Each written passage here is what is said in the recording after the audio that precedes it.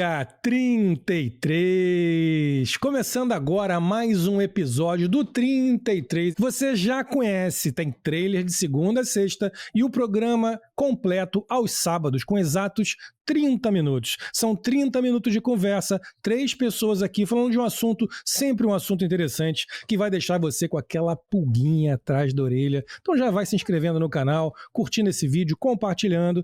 Eu sou o Gabriel Carvalho e estou aqui mais uma vez com meu amigo e parceiro Júlio Camacho. Fala, Júlio. Fala, Gabriel. Um prazer estar aqui com você de novo. E, Gabriel, eu estava pensando, algumas marcas, alguns nomes, eles já carregam assim, uma espécie de um significado intrínseco, né? A gente vê aquele nome, vê aquela marca e já associa alguma coisa. E eu acho que poucas marcas no planeta associam tanto assim, a ideia do encantamento, da magia do que a Disney. Então eu espero que tenha um programa encantador hoje, um programa mágico. A gente está aqui com o Marcelo Fázio. Marcelo Fázio foi executivo aí de 2 décadas praticamente, trabalhando com a Disney, trabalhando com experiência, trabalhando com encantamento. Marcelo, um prazer estar com você aqui hoje. Espero que tenha um programa mágico. Bom dia, pessoal. Tudo bem? Bom, Júlio, obrigado pela oportunidade. Gabriel, realmente eu estou muito animado para trocar esse papo com vocês. E vamos lá, vamos falar de magia. Deixa eu começar já, assim, por você, né? Você passou praticamente 2 décadas ali dentro, trabalhando, vivendo esse espírito da Disney. Então são 2 questões. Primeiro, o que mais te marcou nesse período e de que maneira que isso mudou a sua maneira de ver a própria relação com as pessoas, com o atendimento de gente? Eu confesso que quando eu entrei na Disney, eu não tinha noção do tamanho da empresa e do tamanho do impacto que a empresa cria nas pessoas, nos fãs. Eu naveguei dentro da empresa, eu naveguei na área de cinema, eu fui head da área de TV, dos canais de TV, tudo no Brasil, e foram 15 anos de uma vivência absurda na filosofia do Disney. E aí, já te respondendo a segunda pergunta, o que mais me impressionou foi como o Walt Disney, de uma forma extremamente visionária, conseguiu, à frente do tempo dele, prever tudo o que o cliente realmente precisava para se transformar em fã. Toda essa parte do encantamento, da excelência, do atendimento, para transformar o cliente em um fã fiel, em um embaixador da marca, e como isso era teoricamente simples de ser feito, né? Quando a gente fala simples, não no sentido de simplório, mas se você seguir as filosofias todas, os pensamentos todos que o Disney tinha, como ele entendia essa relação com o cliente, o que ele queria fazer, o Disney queria encantar, o Disney queria agradar, ele queria trazer felicidade para todo mundo. E ele conseguia fazer isso através das histórias que ele contava, e essas histórias se transformavam mágicas e a gente via no dia a dia, no contato com as pessoas que iam nos nossos eventos de cinema, as pessoas que vão aos parques, as pessoas que vão aos shows. Você vê o brilho nos olhos daquelas pessoas e você vê que eles não vão esquecer daquilo nunca mais. Isso contagia a gente de uma forma que a gente quer mais, né? A gente quer fazer cada vez mais eventos, a gente quer melhorar, a gente quer fazer maior, melhor, e esse eu acho que é o grande segredo dessa roda girando lá dentro. É sempre a busca por coisas novas, por oportunidades diferentes, por melhorar o que já é muito bom o tempo todo e pela curiosidade de procurar coisas diferentes para fazer o tempo todo, para encantar cada vez mais essas pessoas. A Disney tem uma coisa mágica mesmo, né? Como funciona isso, Marcelo? Como é que você vê a Disney trabalhando essa coisa mais ampla, que ela vai envolvendo de todos os pontos, de todas as maneiras, para que tenha toda essa... Porque assim, de novo, a gente não tem hoje em dia vamos sair no cinema, vai ter um desenho novo do Mickey Mouse. Não tem. Não acontece. Como é que fica essa loucura que é adulto, é criança, todo mundo fica maluco quando vê os personagens, dá vontade de chorar, velhos choram, as crianças ficam nervosas. De onde sai isso?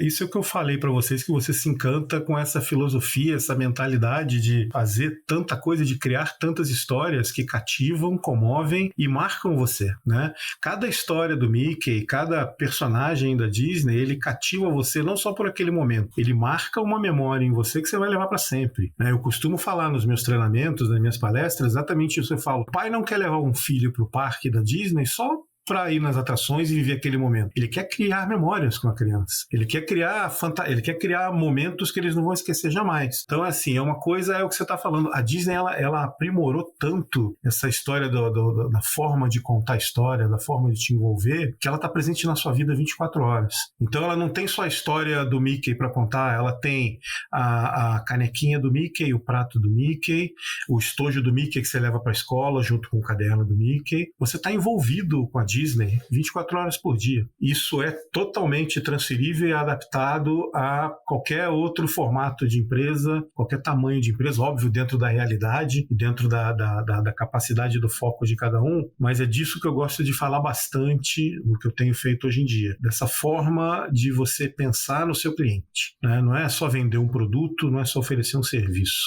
é entender que você está entregando uma emoção para aquele cliente, você está criando uma memória naquele cliente, que só depende de você. Marcelo, me chamou a atenção na sua primeira resposta, porque a gente fala o tempo inteiro a Disney, e quando você respondeu, você falou o Disney, né? Você falou do criador da Disney.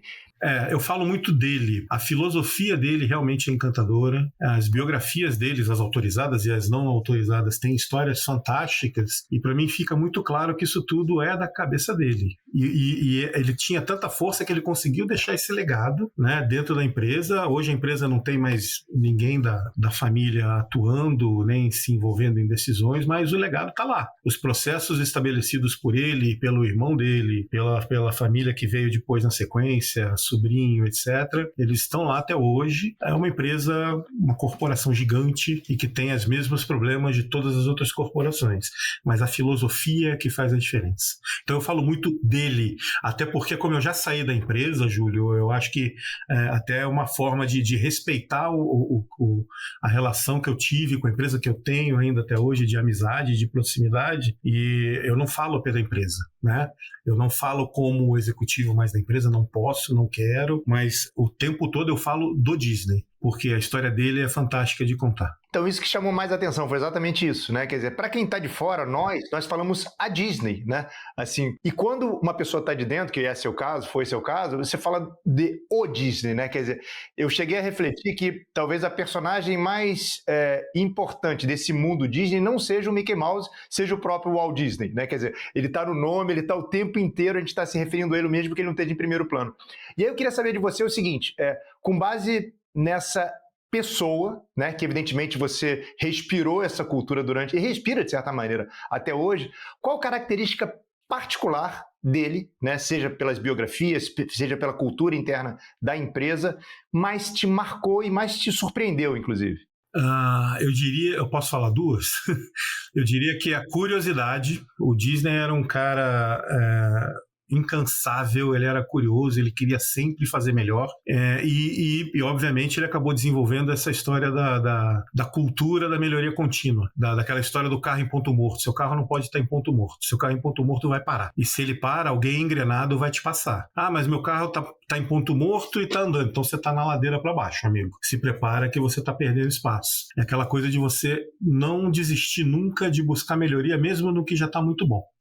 Eu tenho, assim, experiências fantásticas dentro da empresa. Na época que eu estava na área de eventos, que a gente organizava as corridas de rua da Disney aqui no Brasil, foram anos seguidos de corrida de rua e nunca uma era igual a outra, porque sempre as reuniões seguintes das corridas você tinha um momento de celebrar, de comemorar tudo que deu certo, e você tinha um momento de olhar e falar assim, aonde a gente pode melhorar cada uma dessas etapas aqui, sempre baseado muito em pesquisa. É uma coisa que se faz muito lá dentro também, pesquisa de tudo, o tempo todo, pergunta, clima, como tá, como não tá, o que você gosta, o que você não gosta, pode melhorar. Eles são muito baseados em pesquisa, em conhecimento do fã, do consumidor deles, e essa história da melhoria contínua, cara. O Disney tinha aquela coisa que a gente chamava de insatisfação positiva. Tá lindo, mas vamos melhorar, vamos fazer cada vez mais. E, cara, foi assim que ele transformou a indústria cinematográfica, por exemplo, e ele mudou a indústria, cara. Ele recebeu, desde 29, quando começou a premiação de Oscar, até 66, foi quando ele faleceu, ele recebeu 59 indicações a Oscars técnicos e ganhou 23.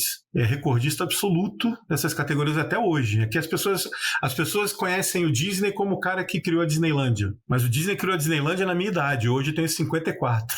Ele criou a Disneylândia com 54 anos. Antes disso, ele já era um visionário absurdo, sempre contando histórias. O Disney era um contador de histórias, ele falava que todos nós somos contadores de história, e ele vivia das histórias dele para encantar, para criar essa fascinação que o Gabriel comentou aí do filho dele, e ele tem toda a razão. Hoje não é só criança que chora e fica nervosa quando vê o Mickey. Todo mundo fica nervoso quando você vê o Mickey. Parece que você está vendo o Michael Jackson, parece que você está vendo Maradona, Pelé, sabe, aquela coisa assim, a celebridade mundial. O Mickey é uma das celebridades mais conhecidas do mundo.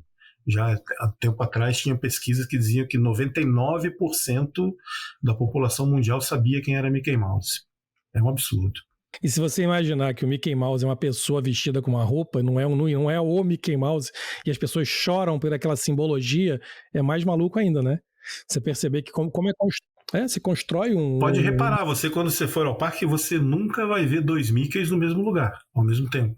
Mickey só existe um. É como eles protegem a magia. Só existe um Mickey. Só existe um Gabriel, só existe um Júlio, só existe um Marcelo, só existe um Mickey. Você tá ali tirando foto com o Mickey, vai ter a parada das 3 horas. Dá licença que eu preciso sair para ir pra parada. E ele sai. Não tem mais foto com o Mickey. Ele é o Mickey. Ele é mágico, né? Ele some da sua frente aqui, aparece do outro lado lá em segundos, mas ele é mágico, mas ele é um só. É o Mickey feiticeiro, né? Então deixa eu aproveitar então para passar do Walt Disney para o Marcelo. Né? Quer dizer, um sujeito que foi executivo ali durante tanto tempo. Guardando as proporções, né, Ju? Mas é exatamente esse o ponto, entende? Porque em algum momento você também toma a decisão e diz assim, eu vou partir para um outro tipo de carreira, uma carreira solo, que é conectada com isso que eu sei, com o que eu vivi, com a minha expertise, mas eu vou fazer uma outra coisa. Como é que é você ter entrado no mercado que você entrou de treinamentos, de palestras, de mentoria? Como é que foi essa passagem e como que está hoje? Júlio, vou te contar que, assim, diferente do Disney, eu não tinha isso tudo planejado. Né? Quando eu saí da empresa, eu tinha várias ideias de projetos pessoais que eu queria fazer, e eu tinha chegado no fim do ciclo, né? Você tem um ciclo, você tem um período de convivência. Eu já tinha esse sonho de me mudar para Orlando, de viver em Orlando. Eu criei uma conexão com Orlando muito forte, né? Com algumas áreas da cidade que eu falava, putz, eu preciso voltar aqui algum dia e preciso morar aqui algum dia, sempre quis, mas eu sabia que pela empresa isso dificilmente seria possível por questões de conceitos da empresa, enfim, e pela cultura, mas então eu queria fazer esse movimento desde a época que eu saí. Eu tinha vários projetos, porque você conhece muita gente, você conversa com muita gente, eu falo, tá na hora de eu tentar fazer alguma coisa diferente. Eu sempre fui muito inquieto. Então, quando eu saí realmente para outros projetos, para fazer coisas totalmente diferentes. E, cara, é vida de empreendedor. A gente acerta algumas, erra outras, quebra a cara.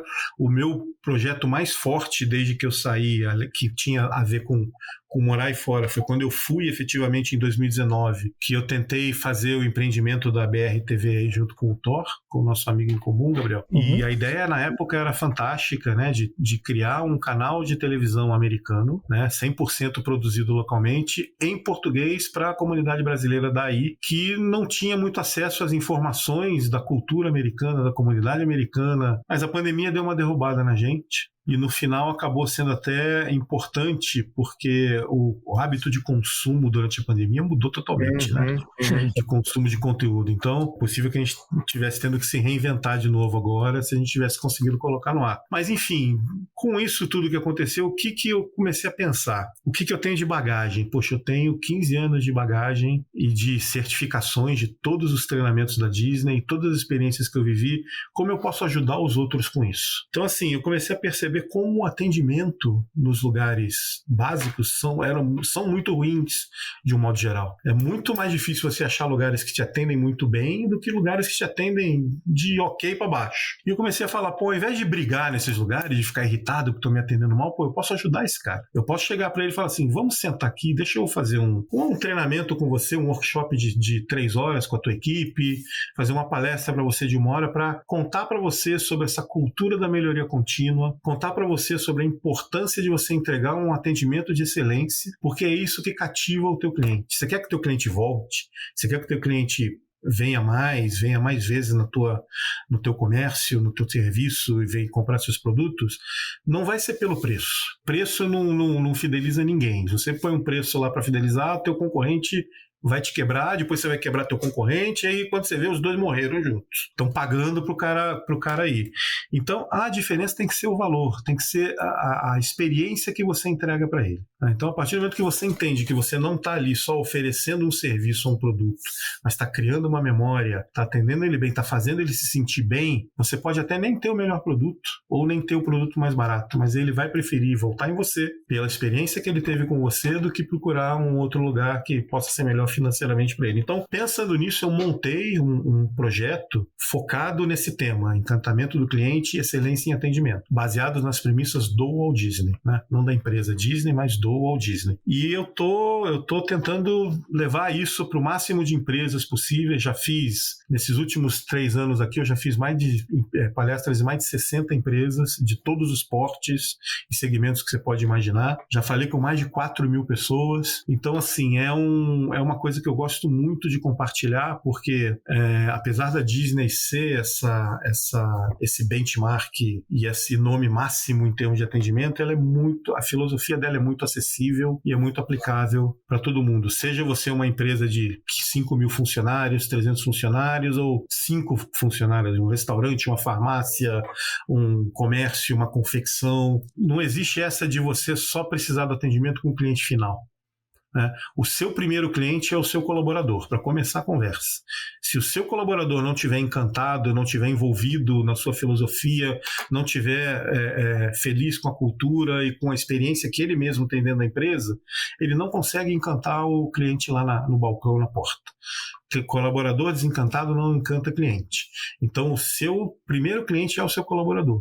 Então, existe todo esse trabalho. Não é uma coisa que é superficial. É um trabalho muito mais profundo para que você crie essa cultura, isso fique enraizado, isso saia automaticamente. A cultura da melhoria contínua, ela funciona quando tudo está no automático e quando todos estão com a mesma mentalidade. Está tudo funcionando e você sempre atento, no automático, mas atento no que você está fazendo, para que a cultura se mantenha, e de cima para baixo. Não adianta você treinar só a galera que atende os clientes ali embaixo e a liderança não te dá o suporte, não te dá o apoio, não te dá a autonomia que você precisa ter para tomar decisões ali na hora. Você precisa ter autonomia e ter segurança e apoio da tua liderança para tomar decisões rápidas ali na hora, para poder encantar o cliente, surpreender o cliente, entregar para o cliente mais do que ele está esperando. E eu tenho histórias fantásticas da Disney e de fora da Disney sobre o que é esse encantamento do cliente, essa surpresa que você causa no cliente tão impactante que ele fala, cara, isso me marcou e eu vou ficar com esse cara o resto da vida. Eu queria fazer até uma pergunta baseada exatamente nessa sua experiência com esses diversos e variados tipos de cliente. Eu acho que em sã consciência qualquer empresário, qualquer pessoa vai ter a ideia de que sim, eu quero encantar o meu cliente lá na ponta. E por que tanta gente busca tanto esse encantamento e tem tão poucas empresas encantadoras? De fato. Eu entendo o seguinte, que o Disney falava que o que garante a magia é o processo. Todas as empresas precisam ter os seus processos, precisam seguir os seus processos. Eu acho que ainda muitas empresas criam processos pensando em corte operacional, redução de custo, para você ter uma margem maior. Então, eu adoro usar exemplo das companhias aéreas, por exemplo, que todo mês mudam o procedimento, te cobram cada vez mais. Agora cobram bagagem pequena, cobram bagagem de mão. Daqui a pouco vão cobrar para você. Eu vi um vídeo muito engraçado que agora de uma companhia aérea que assim, se abriu a janela para olhar lá fora, R$2 para abrir a janela. Reclinou o banco, R$5 para reclinar o banco. Então assim, você vai dificultando cada vez mais a experiência do cliente para fazer mais dinheiro, quando o contrário deveria acontecer. Toda vez que você cria um processo pensando na experiência do seu cliente, a tua chance de êxito no encantamento é muito maior. É o foco no cliente. O que você tem que entregar para esse cliente? A melhor experiência possível dentro das suas possibilidades. Como você entrega isso? Cara, tem formas e formas de você fazer. Você não precisa gastar R$1 milhão para encantar o seu cliente. Você faz isso com processos simples do dia a dia, né? Se colocar no lugar dele, né? Você pode achar que você está entregando um atendimento legal, mas até que ponto que você está treinando o teu colaborador? Até que ponto que o teu colaborador está conseguindo levar para fora e trazer o seu seu cliente realmente, como que ele está preparado para analisar o cliente, encantar o cliente, antecipar o cliente, você está investindo em pesquisa para entender o que seu cliente pensa, o que seu cliente sente. Então isso tudo faz parte desse universo do encantamento e da excelência em atendimento. Isso aí, Marcelo, eu passei agora, recentemente, por agora essa semana, por uma experiência interessante, tem muito a ver com o que você está falando aqui, eu estou ouvindo, né? Por isso que eu acho bacana o teu assunto que você leva para suas palestras, porque fala muito, ele vai ter uma ressonância muito grande com o que acontece no dia a dia de qualquer empresário. Né? Eu sou empresário desde garoto, eu sempre fui um cara da área de criação, da área estratégica, e recentemente comecei a organizar um evento que chama Brasil Expo Flórida, e eu comecei a organizar esse evento, muito mais com a cabeça do estrategista do que com a cabeça do produtor de eventos. Mas nesse meio do caminho, eu comecei a assumir também a venda. Tenho uma equipe de vendas hoje em dia, mas eu acabo me envolvendo em diversas vendas, eu entro junto para vender. E é uma coisa que eu sempre falei assim, mas eu não sou um vendedor, eu não sou um bom vendedor, essa coisa que eu ia botando na minha cabeça que eu não sabia vender. Essa semana agora, eu fiz uma venda, e o que eu achei bacana foi que o cara falou para mim assim, cara, muito obrigado pelo carinho que você está me atendendo. Poxa, muito obrigado. Dá para ver que você realmente é um entusiasta do projeto, que você realmente gosta do projeto. E isso está transmitindo para mim esse seu entusiasmo pelo evento. E isso, me dá vontade. Que bom, muito obrigado. Aí eu fiquei pensando, eu falei, cara, que legal. Só que aí, sou eu, né? Eu entrei nesse projeto porque é um projeto que eu acredito, que fala fundo no meu coração, é um projeto que fala com a minha missão, com o que eu acredito que tem que ser. Quer dizer que eu acho que o empresário tem que entrar nisso também, são coisas que eu creio que o empresário tem que estar em algo que ele acredita e que vai de coração, tá? Para mim é muito genuíno quando eu converso com uma pessoa, quando eu falo com um cliente, do amor que eu tenho pelo projeto e ao mesmo tempo que eu quero que ele venha para esse projeto também feliz, porque eu quero que o evento sejam 2 dias felizes. Eu quero que sejam 2 dias e que a gente esteja todo mundo alegre. Tanto quando tem um evento, eu vou de stand em stand perguntando para um por um, como é que tá sendo para você? Como é que tá sendo para você? Como é que tá sendo para você? Porque o que eu quero é que todo mundo esteja feliz ali, porque eu sei que se não for assim, não vai ter mais, né? Me dá prazer ver todo mundo ali feliz e andando, então isso é algo que vem genuíno. Mas eu não coloco técnica nisso, tá? Para mim é basicamente as coisas que eu aprendi na minha vida, eu coloco inconscientemente. Mas eu fico pensando, como que eu passo isso pro meu colaborador? Como eu passo isso pra pessoa que trabalha comigo, pra minha equipe de vendas? Como é que eu transmito? Porque não necessariamente essa pessoa vai ter esse amor, esse entusiasmo que eu tenho. Como é que eu passo para ela esse jeito de atender, esse jeito de pensar, de amar realmente o que está fazendo, como a gente vê que os colaboradores da Disney, pelo menos, transmitem, né? Passam a impressão de ser assim. Como é que faz isso? Gabriel, os colaboradores da Disney, eles são treinados com uma consistência e com uma frequência impressionante. Qualquer pessoa que, pelo menos no meu tempo era assim, né? Você vai trabalhar no parque, você antes de ir efetivamente para o palco do parque, atender as pessoas, eles passavam 2, 3, às vezes 4 semanas dentro do Disney University treinando toda uma cartilha de formas de se comportar, de se vestir, de falar, de atender roteiros de atendimento, ou seja, processo. Né? De novo, a Disney não improvisa. E esse entusiasmo que você está falando é essencial, porque é a essência do teu negócio. Você acredita tanto naquilo, que aquilo é o teu propósito. E quando você consegue transmitir esse propósito para a tua equipe e treinar essa equipe para que ela use esse propósito como uma ferramenta de vendas, uma força, ela acredita realmente que ela está vendendo aquilo, não só para fazer dinheiro, não só para fechar o evento, mas porque aquilo de alguma forma vai ser benéfico para os expositores, eles vão se beneficiar, eles vão gerar negócio, eles vão fazer contato, isso é essencial. Então, assim, o que eu te diria? Transforma esse propósito num treinamento, numa reunião semanal, num papo individual, 1 a 1 com todo mundo o tempo todo, e passa esse seu entusiasmo para eles, eles vão se contagiar e eles contagiados contagiam o cliente também. É neurocientificamente explicado essa magia, essa forma de você encantar, de você vender, essa empolgação é neurocientífico. Você chega empolgado no lugar, a pessoa já te dá atenção, né? Uma das regras da Disney de atendimento é essa: sorria sempre. Sorria. É muito legal você chegar no lugar, as pessoas sorriem para você, dê as boas-vindas. Mas isso é muito simples. Mas é isso mesmo. Bem-vindo, obrigado por você ter vindo, espero que você aproveite. Você se sente muito melhor, você já cria um clima diferente do que você chega no lugar, tá todo mundo com a cara fechada, tipo, entra logo aí, tá atrapalhando a fila. Você é diferente, você muda o ambiente quando você está imbuído com o seu propósito e você faz aquilo não só para fins comerciais, mas você faz aquilo que você gosta. Marcelo, você citou várias vezes o Disney, né, como pessoa, como empreendedor, como cérebro, e a gente sabe que assim, ele acertou muito, mas certamente ele errou muito também, né? E boa parte desse conceito de melhoria constante veio exatamente da capacidade dele aprender o tempo inteiro, com acerto e com erro. Então, esse grupo de 3 perguntas que eu queria fazer para você diz respeito exatamente a isso, a aprender com erros. Queria começar por você. Algum erro que você tenha cometido e o que você aprendeu disso? Então, eu hoje, se tem uma coisa que hoje eu teria feito diferente, vou te falar com sinceridade, a minha formação acadêmica eu teria conduzido de uma forma diferente. Eu sempre fui muito impaciente, querendo fazer coisas diferentes, eu tinha o péssimo hábito de não terminar as coisas que eu começava.